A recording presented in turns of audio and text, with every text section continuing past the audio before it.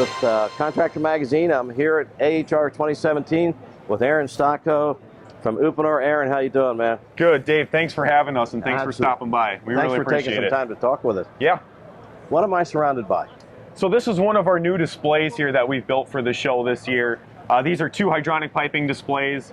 This display really focuses on the application space for hydronic piping. One of our biggest messages that we're promoting in the industry right now is upgrade to Uponor. And in hydronic piping systems, a lot of the piping that goes into these buildings right now, 2.5 and above is black iron pipe, and 2 inch and under is typically copper. And our message is really to go out there and get after that copper. We feel we have a very strong story and a compelling message for our customers. Well, we were talking a little bit earlier, and I was surprised to hear you say that a lot of contractors aren't really aware of the fact that PEX is for hydronics.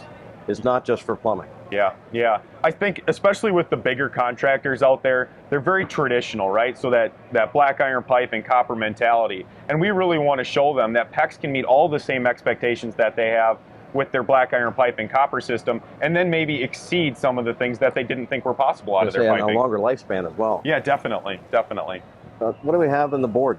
So this is just an example of some of the products that we're displaying in the booth. So some of the new products we have are our opposing port T. So for high stack vertical fan coils that might be back to back, a lot of hotel hospitality type work where our multifamily work where you have back-to-back units. If you're doing a site-built riser, those knockouts on those fan coils are at the same elevation. So we wanted to come out with an opposing port T to suit that style of installation.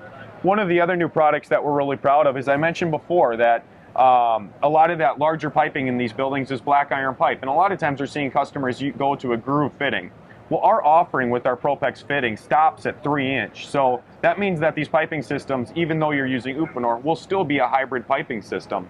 So we want to make sure that we have products that are conducive to transitioning from that metallic piping over to PEX. So what we're not showing here as well is we also have flanged adapters for that black iron pipe assembly as well.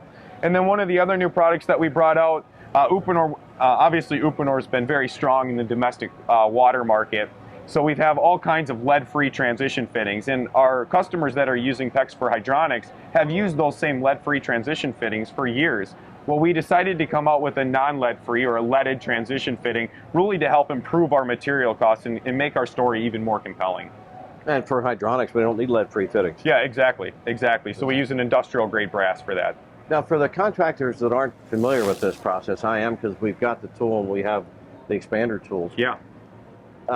I can tell you from experience, this is a lot faster and easier to use than, if you're out there with crimping tools and those types. And I'm not knocking the other methods of joining pipe together, but this is a breeze.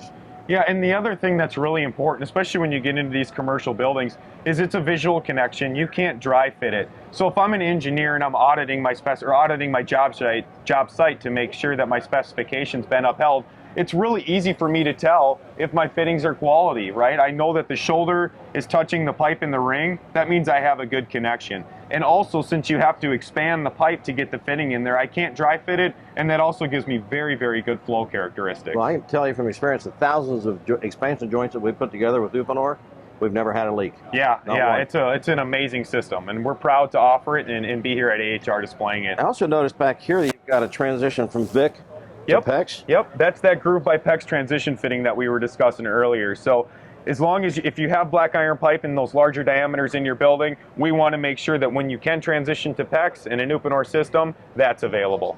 Let's move over to the next vignette. Okay.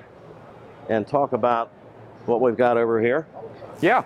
And it looks like, of course, here we have a floor radiant heating system. Yep.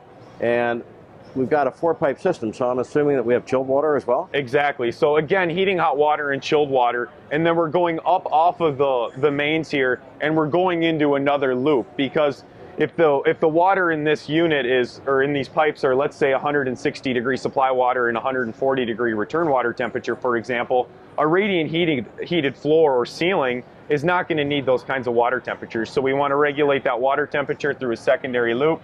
So we have our radiant floor system and our radiant ceiling system. And this could also be for cooling.